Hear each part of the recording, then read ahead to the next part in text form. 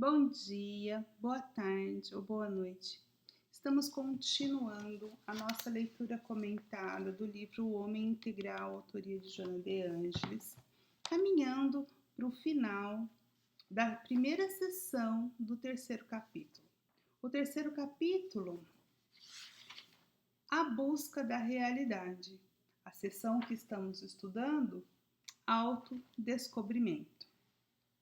Bem, para a gente contextualizar a leitura de hoje, nós precisamos lembrar que a mentora, ela nos fez uma recomendação numa frase muito rápida e agora ela está abrindo o porquê dessa recomendação ou dessa afirmação.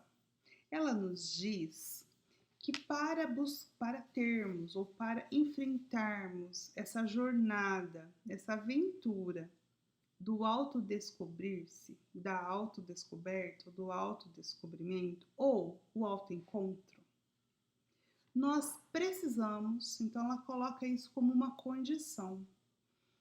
Para o autodescobrimento é necessário, então é uma condição para fazer. E ela elenca 4 valores morais. Quais são eles? Relembrando. A coragem de querer conhecer-se. A confiança que vai conseguir, ou seja, a confiança no êxito. O terceiro, amor àquilo que você está fazendo. E por fim, o quarto, verdade, ou seja, a busca da verdade acima dos caprichos pessoais e das crenças. São esses valores que são imprescindíveis para o autodescobrimento. E para a nossa evolução, é imprescindível o autodescobrimento. Então, se vocês concordam que ela acaba elencando pilares que vão guiar a nossa trajetória evolutiva neste momento. Quando conseguimos esses 4, talvez tenham outros, mas por hora vamos mirar nesses 4 que a Joana de Ângeles, está nos dizendo. Nós já lemos e comentamos sobre o valor da coragem, sobre o valor da confiança no êxito. E hoje o assunto é o amor. Porque precisamos de amor a essa tarefa, a essa aventura de se autodescobrir. Porque o autodescobrimento não tem que ser uma tarefa maçante, mas tem que ser sofrida, mas tem que ser uma experiência amorosa. Jesus mesmo disse que o fardo com ele era leve. Por que o fardo com Jesus é leve? Porque Jesus trabalha na toada do amor. Ele vai pregar o amor, então o fardo fica leve, Por isso a necessidade do amor para a gente empreender essa viagem. Então veja, quando você vai fazer uma viagem, você não prepara tudo antes? Antes de você preparar a mala, você pensa como você vai chegar, então se necessitar de uma passagem aérea, você compra, se necessitar uma passagem de ônibus, ou se você for de carro, você pensa como que vai esse carro, faz a revisão no carro, é assim, Você planeja como você vai chegar, você planeja onde você vai ficar, se é na casa de alguém, se é no hotel, se for no hotel você faz reserva, se for na casa de alguém você já conversa com a pessoa, não é assim? A gente faz os preparativos para a viagem. E quando é bem na véspera, a gente faz o quê? Prepara a mala. É assim, não é? Aqui ela está dizendo o seguinte, você vai fazer essa viagem do autodescobrimento? Então se prepare. E a preparação é desenvolvimento da coragem, da confiança, do amor e a busca da verdade. E hoje, como eu já adiantei, nós vamos falar da experiência do amor. Essa vai ser a leitura. Mas como proposta hoje, antes da leitura, eu vou convidar vocês a uma história. Porque a história, bem interpretada e como símbolo, pode nos ajudar a reter aquilo que a mentora vai nos ensinar. Então, eu falo a história antes e depois, conforme a gente vai lendo, nós vamos tentando ligar isso com a história. A história não é citada pela mentora, não. A história eu que estou trazendo, tá? Mas eu acho que tem a ver com aquilo que ela vai falar. Bom, Eu não sei se vocês já leram alguma coisa sobre as histórias do Rei Arthur. Bom, existe um livro chamado A Conquista Psicológica do Mal, de um escritor alemão chamado Hans Zimmer. Essa é a conquista psicológica do mal, a ideia, a conquista psicológica, né, de quem, gente? O mal que está em nós. Concorda que tem tudo a ver com o autodescobrimento, né? A conquista do mal que está em nós, ou seja, como é que eu ressignifico esse mal? E o Hans Zimmer, o que ele faz? Ele vai buscar na série de histórias, nas diversas tradições, tanto nas tradições do Ocidente quanto nas tradições do Oriente, dos países árabes, da Índia. Essa particularmente é ocidental, porque são os mitos celtas, né? E aí, no ciclo de histórias do Rei Arthur, tem uma história que me chamou a atenção por ter a ver com aquilo que nós vamos aqui abordar. Eu não sei vocês, mas muitas vezes quando fala Rei Arthur, a gente lembra do Rei Arthur, lembra mais ou menos do Lancelot, da Guinevere, e para por aí, do Merlin, da Morgana, e para por aí, não é? E essa história vai envolver o Rei Arthur, mas vai trazer outros personagens. E na verdade o personagem principal não vai ser o Rei Arthur, ele vai ser um coadjuvante. E o personagem que vai ser o personagem principal é o cavaleiro, chamado de Cavaleiro Gawain. Gawain era primo do Rei Arthur, um cavaleiro muito nobre, um cavaleiro da Tábua Redonda, da confiança do Rei Arthur. Então o nome da história é o casamento do cavaleiro Gawain e da dama Ragnell. Eu vou tentar encurtar o máximo possível a história, tá? Para não me alongar muito. Para até só tirar dela aquilo que a gente precisa. Bom, a história é a seguinte. O Rei Arthur teve lá uma desavença com uma pessoa de um lugar. E essa pessoa queria se vingar dele. Só que ele encontra essa pessoa quando ele estava indo para uma caça, ou seja, ele não estava preparado para um desafio, para um combate. E aí, esse homem, vai, né, desafia ele fala, não, eu não estou preparado para um desafio. Aí o homem fala assim, tudo bem, então eu vou fazer o seguinte, eu vou te dar um desafio e você tem um mês para me dar essa resposta do desafio que eu vou te dar. E aí, se você não trouxer a resposta correta, você está liberado, você está perdoado. Se não, você vem do jeito que você está hoje, ou seja, sem estar preparado para o combate, né? Que nós vamos duelar. Então, tá feito. A pergunta era... Aí ele coloca a pergunta, que é para ele ir buscar a resposta, né? E aí a pergunta era... Qual é o maior desejo das mulheres? Bom, Arthur, né, volta pensando, aí ele conversa com Gawain, que era da confiança dele, expõe, fala o que aconteceu.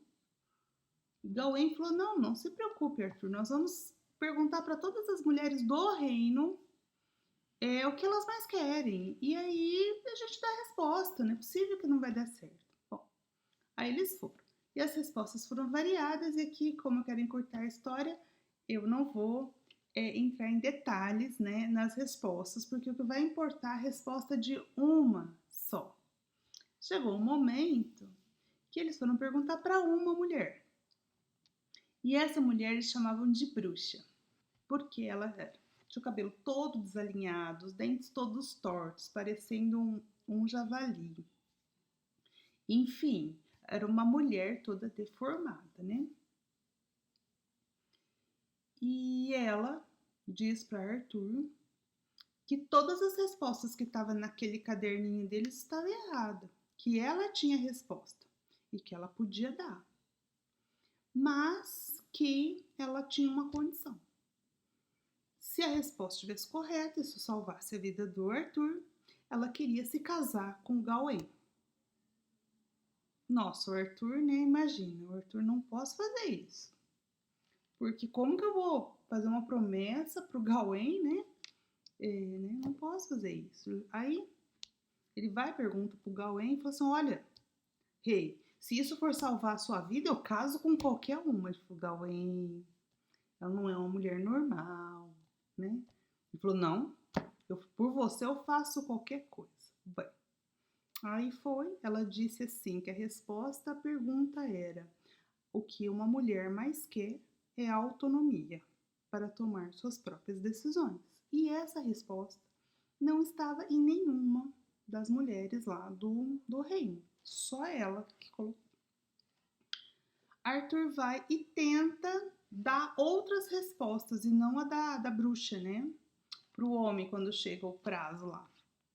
E ele fala, tá errado, não é nenhuma dessas. Aí quando o Arthur fica sem, porque ele queria de todo salvar Gawain do casamento, né? Quando não tem mais jeito, que ele vê que não tem jeito, ele dá a resposta da Ragnell, chama Ragnell, né? Já vou chamar ela pelo nome. Dá a resposta da Ragnell. Aí o homem, o desafiante, sai muito bravo. Só pode ser aquela bruxa mesmo. Ela te falou, isso aqui estava certo. Bem, vamos fazer o casamento. Eles queriam fazer o casamento numa cerimônia muito íntima. Imagina, né? Por quê? Muito íntima, muito reservada. A Ragnell disse que não, que tinha que chamar o reino inteiro, fazer a festa. Bem, façamos a festa. Houve a festa do casamento e a Ragnell daquele jeito, comia como um bicho, tipo a Bela e a Fera, sabe? Lembra da Fera, lá da Bela e a Fera? Mais ou menos isso, né? E aí, bem, passou a festa e eles iam se recolher, então, pro quarto, né? Pra noite de núpcias. E aí, lá vai Gawain, né? E só que o que acontece? Quando eles estão lá sozinhos, ela diz pra ele que ela admirava a coragem, porque ele tratou ela muito bem, sabe? Ele, mesmo quando ele viu ela e tudo mais, ele não... apesar, era uma promessa, mas assim, ele tratou ela bem, com respeito. E aí ela fala que ela estava admirada, né? Ele realmente era um verdadeiro cavaleiro. E ela conta a história, fala assim, olha, aquela história de príncipe encantado é princesa encantada. Que ela não tinha aquela aparência, mas que uma bruxa fez isso com ela, mas que ela tinha que ela depois, por isso que ela precisava casar, que depois que ela casasse com o cavaleiro, esse como é que chama, gente? Perdi. Feitiço. Esse feitiço seria quebrado, esse encanto seria quebrado. Muito bem. Aí, só que tem uma condição, você vai escolher. Eu posso ficar assim, que era, né, meio animalesca, aquela aparência animalesca, eu posso ficar assim de noite e de dia eu volto à minha aparência normal, que era uma loira, linda, toda delicada, enfim. Ou o contrário, eu posso de dia ficar assim, com essa aparência que eu tô agora, como que é? Foi isso. E à noite ser, enfim, eu tinha que escolher. Se ela tinha que ficar com a aparência dela normal de noite ou de dia. E você tem que escolher agora. Aí ele pensa e diz assim: lembra da resposta que ela deu? Não, eu não vou escolher, você decide. Se você quer ficar assim de noite ou de dia, você que decide. Aí quando isso acontece, como por encanto, ela fala, como você me deu a liberdade de escolha, a autonomia de escolha, o feitiço está quebrado. Eu posso ficar assim para sempre. E aí eles passam a noite e começa o outro dia e nada do Gawain sair do quarto. O pessoal do Camelot, do castelo, começou a ficar preocupado. Arthur vai lá, bate na porta, fala, será que a bruxa matou o Gawain? Né? E aí ele fala, não, já vou sair, né? Ele sai e apresenta a Ragnell na sua forma humana e, digamos, todos foram felizes para sempre. Ok, parece uma história de contos de fada, mas o que tem por trás disso? Lembram-se que toda a história né? Aí o Hans Zimmer faz isso, ele conta a história, daí ele vai buscar o que está por trás, o que isso revela, o que isso tem a ver com autodescobrimento. Veja, a história é do Gawain. Então, Gawain é você, tudo bem? Gawain é você. Todos os outros personagens é o que tem dentro de você. Então, o Arthur, que suscita tudo isso, que te obriga a enfrentar esse casamento com a Ragnell, é uma parte de você. A Ragnell, que é o importante dessa história, é o seu autoencontro, é o seu eu. Então você tem um eu animalesco. O que significa isso? As nossas sombras, aquilo que fica guardado, que a gente não quer que ninguém veja, fica dentro do quarto. E a parte dos valores, das coisas que a gente acha bom, né? Que é a parte bonita, a parte humana da Ragnell.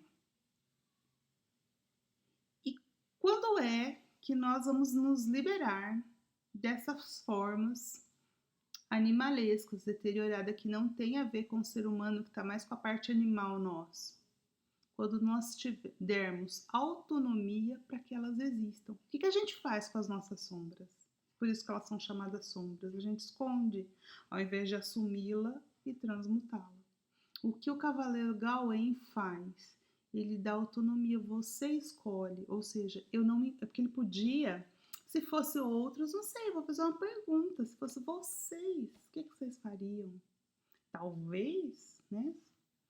De dia, porque aí ninguém ia ficar sabendo que a Ragnell tinha aquela forma animalesca, vocês concordam? Quando a gente quer mostrar pra gente só a parte bonita e esconder a parte animal, e aí à noite escondido, ou seja, à noite nas sombras, nós podemos revelar o que é de pior em nós? Boa pergunta, né? Ou ao contrário? Aí vocês vão pensando. Então é isso, eu queria contar essa história, porque a Ragnell é esse eu que eu vou encontrar e eu tenho que me casar com ele. Casamento é aliança, não dá para fugir. A questão é como é que eu vou enfrentar esse casamento. Esse casamento eu vou enfrentar dando autonomia para que esse eu seja libertado, ou eu vou controlar para mostrar esse lado meu para quem eu quero e como eu quero. Por isso é que Joana fala da coragem, é preciso coragem. Gawain precisou ter coragem para aceitar aquele casamento quando ele viu a noiva. Depois, confiança no êxito, ou seja, tudo vale a pena, porque esse casamento que eu assumi é o meu dever. Eu assumi esse dever junto ao meu rei, né? Então eu vou tratar a Ragnell bem, porque é o meu dever, eu aceitei. Ele podia não ter feito isso. Se ele não tivesse confiança naquilo que era o dever dele, que era o correto, ele poderia ter casado, mas tratado a Ragnell muito mal, não é? Muitas vezes a gente não faz isso, se rebelar. E por fim, gente, o amor, que é a leitura de hoje. E aí eu vou comentando os trechos conforme eu vou lendo. Eu vou projetar aqui para vocês, que eu esqueci de projetar. Olha só o que a mentora vai nos falar. A experiência do amor é essencial ao autodescobrimento, pois que somente através dele se rompem as couraças do ego, do primitivismo predominante ainda na natureza humana. Pensa na história.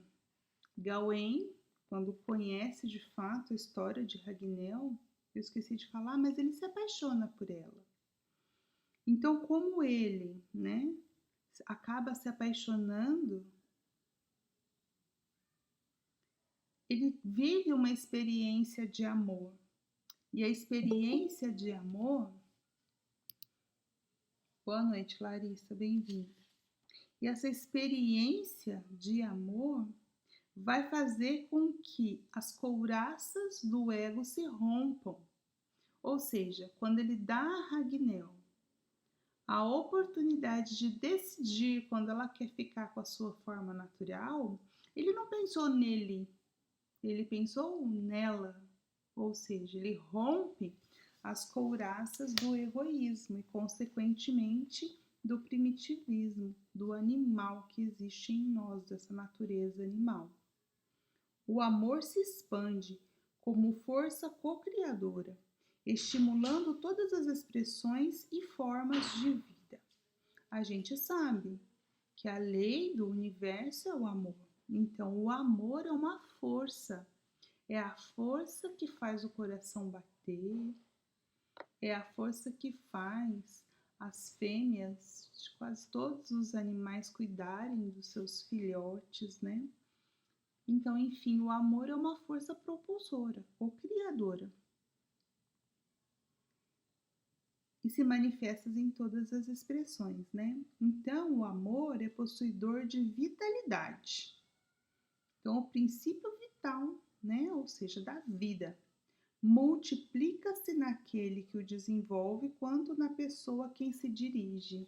Olha como o amor, como já diria, né, o poeta, tanto Paulo quanto Camões, que o amor ele é infinito, é um fogo que não se acaba, né? A gente pode ir olhando para o amor e ver que ele é maior a medida, quanto mais eu dou, mais eu tenho, né? É difícil a gente pensar isso, porque muitas vezes a gente tem uma mentalidade tão egoística que a gente acha que se eu der de mim, eu fico sem, eu fico na falta. E na verdade o amor não, porque o amor ele se multiplica tanto mais na pessoa que o dá e também na pessoa que o recebe. É energia viva, pulsante, é o próprio hálito da vida a sustentá-la. A energia primordial que nos dá a vida, que nos dá a essência, é o sopro. Por isso que é o sopro, né? Não sei se vocês lembram, no Velho Testamento, no mito da criação, você tem o homem, o corpo feito de barro, e aí Deus sopra naquele corpo, ou seja, o corpo e o espírito, porque o sopro é o espírito, é o sopro de Deus, é a energia do amor. A sua aquisição exige um bem direcionado esforço que deflui de uma ação mental equilibrada. Aqui, eu acho que a história do Gawain nos ajuda muito a entender essa parte, porque a sua aquisição, a aquisição do amor, exige esforço. Foi importante o esforço que Gawain fez para compreender Ragnell, para escutar, para entender o que ela queria dizer. Foi, né? E ele só conseguiu ouvir com equilíbrio porque ele não estava com revolta. Então, o amor bem direcionado, ele exige isso. Ele exige uma mente equilibrada, ou seja, não é uma paixão, concorda que é isso que ela está dizendo aqui, que o amor é muito diferente de paixão. A paixão é irracional, é intempestiva. O amor não. O amor é escolha. Eu escolho amar. Então, continuando, na incessante busca da unidade. Então, ou seja, nós, o tempo todo, estamos buscando o uno. Estamos buscando nos identificar com a unidade. E como que é essa nossa busca de encontrar a essência de Deus dentro de nós mesmos? Ora, pela ciência, que tenta chegar à causalidade universal.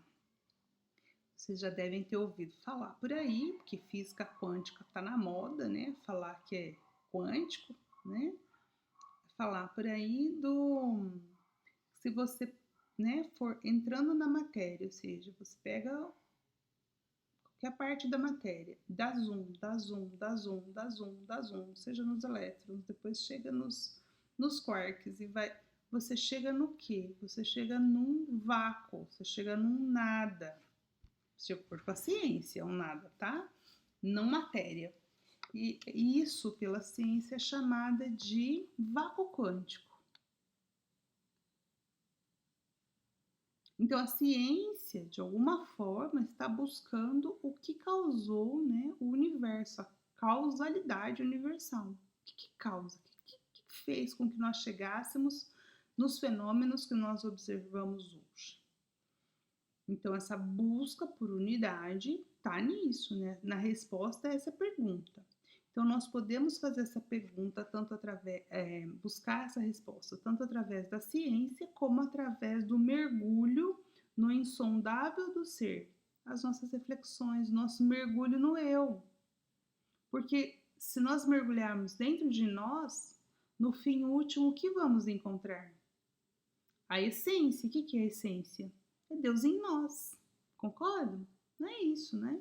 É Deus em nós. Então, esse mergulho insondável do ser, podemos afirmar que os equipamentos que proporcionaram a desintegração do átomo, complexos e sofisticados, foram conseguidos com menor esforço, em nosso ponto de vista, ou seja, no ponto de vista dela, né? Do que a força interior necessária para a implosão do ego em que busca a plenitude. Aqui, ela está sendo assim cirúrgica. Ela está dizendo o seguinte: pensa nessa máquina construída pelo homem que desintegra o átomo. O que é desintegrar o átomo? Gente, a bomba atômica. É isso que ela faz, concorda? Bomba atômica é isso. A bomba de hidrogênio é outra coisa, mas a bomba atômica é isso. A hora que você desintegra um átomo, a força de ligação que existia nesse átomo libera uma energia tão grande que dá aquela destruição da bomba atômica que vocês todos devem lembrar de Hiroshima e Nagasaki. E isso foi a menor das bombas, foi a primeira. E que as outras foram só em testes no Pacífico, né? Mas tem bombas muito maiores. Mas enfim, essa máquina complexa e sofisticada, no ponto de vista da mentora, é muito menor o esforço que eu preciso para desintegrar um átomo do que para desintegrar um ego. É isso que ela está dizendo. Olha como ela é cirúrgica. É preciso mais força para desintegrar o ego, ou seja, para quebrar essa couraça, para a gente ir para dentro da gente e nos entendermos como parte de um universo e não dentro da individualidade, para que nós possamos atingir a plenitude, porque só conseguiremos atingir a plenitude quando nós implodirmos o nosso ego nesse sentido de reconhecermos que Deus está em mim, mas está no outro também.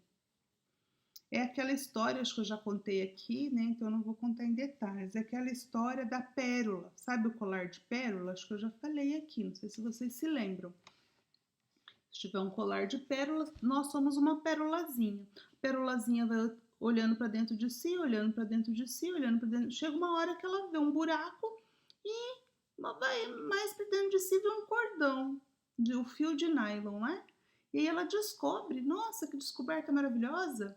Dentro de mim tem um fio. E aí ela percebe que aquele fio que passa nela passa em todas as irmãs, ou seja, eu não sou a pérola mais bonita, a maior pérola mais brilhante, todas somos parte de um colar que juntos compomos uma sinfonia, uma criação e dentro de cada uma de nós passa o mesmo cordão. Ou seja, no fim, somos todos um.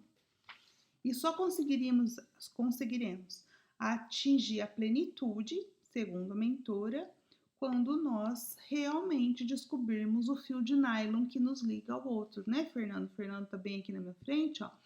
O dia que eu descobri o fio de nylon, que é o mesmo fio de nylon que tá passando em você, pronto. Não faz sentido mais muitas coisas que o ser humano faz, não é verdade, gente? Muitas coisas que a gente faz é porque a gente acha que nada nos liga ao outro. A gente não tem simplesmente empatia com o outro. Mas a hora que eu souber que o mal que eu faço para o outro, eu estou fazendo para mim mesmo, aí a coisa pode mudar de figura, pode não? O que vocês acham? Então, a formidanda. Aí eu fui procurar no dicionário, formidanda é terrível. Então, a formidanda energia detectada no átomo, propiciadora do progresso, serviu no começo para a guerra e ainda constitui ameaça destruidora, porque aqueles que a penetraram não realizaram uma equivalente aquisição no sentimento, no amor, que os levaria a pensar mais na humanidade do que em si e nos outros. Conclusão aqui que ela está dizendo. Essa energia necessária para desintegrar o átomo, a energia atômica, é formidável, mas ao mesmo tempo terrível, porque é muita energia. E ela, a princípio, foi usada para a guerra, sabemos disso, as bombas de Hiroshima e Nagasaki.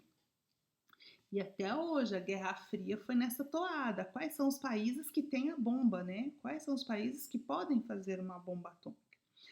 Nós temos até algumas aplicações, assim, como as usinas atômicas, que não são direcionadas para a guerra, tratamentos de doenças, enfim, temos, é verdade, né? Mas a grande alavanca para que isso fosse desenvolvido foi, de fato, a guerra. A bomba é um exemplo, nós temos outras coisas. E por que ela é usada e ela é vista como uma ameaça até hoje? Porque nós não achamos o fio de nylon do nosso colar. Todo mundo que vive na Terra são pérolas de um mesmo colar. E a gente não chegou no fio de nylon. Então, o que precisa para a gente chegar no fio de nylon? E a gente se reconhecer enquanto partes de um todo. Autodescobrimento. Enquanto não encontrarmos a essência dentro de nós, nós nos digladiamos e nos autodestruímos. Tudo isso por falta de quê? Amor. Amar, vai nos dizer Joana, né? Amar torna-se um hábito edificante, que leva à renúncia sem frustração. A pessoa se doa, deixa de fazer e não cobra porque fez. E não se frustra porque o outro não agradeceu, não importa, ela fez por amor, tá feito, né? Não tem frustração, porque ela não espera. Esse é o amor incondicional, ela não espera receber de volta, ela simplesmente dá. Leva ao respeito sem submissão humilhante. O respeito, espero ser respeitado, mas não preciso submeter ninguém, nem ser submetida. Leva à compreensão dinâmica. O que é uma compreensão dinâmica? Por revelar-se uma experiência de alta magnitude. Compreensão dinâmica é aquela compreensão. Dinâmica tem a ver com movimento, né? Compreensão dinâmica é assim: eu vou compreendendo, quanto mais eu vou convivendo e eu vou me depurando, eu vou compreendendo a situação dos outros. Por quê? Porque essa experiência do amor é de alta magnitude, ou seja, nos ligam a Deus, nos conectam à lei maior. Sempre melhor para quem o exterioriza e dele se nutre. O amor é bom para quem? Amar é bom para quem? Para quem ama. Quem ama se beneficia mais da atitude de amor. E assim, nós cumprimos a nossa meta de terminar, né, o comentário da leitura aqui sobre esse valor necessário ao autodescobrimento, que é o amor, ter amor. Que quando eu tenho amor, eu consigo mergulhar fundo, né, até encontrar o fio de nylon, na analogia da pérola, ou seja, até encontrar Deus em mim. Porque Deus está em mim e Deus está no todo, e Deus está em tudo. Tudo é Deus e Deus está em tudo, né? Então está em mim e está no outro. Preparamos-nos para a semana que vem para encerrar essa parte e estudarmos a questão da verdade. E assim, despeço-me, ótimo feriado para todos vocês. Até semana que vem.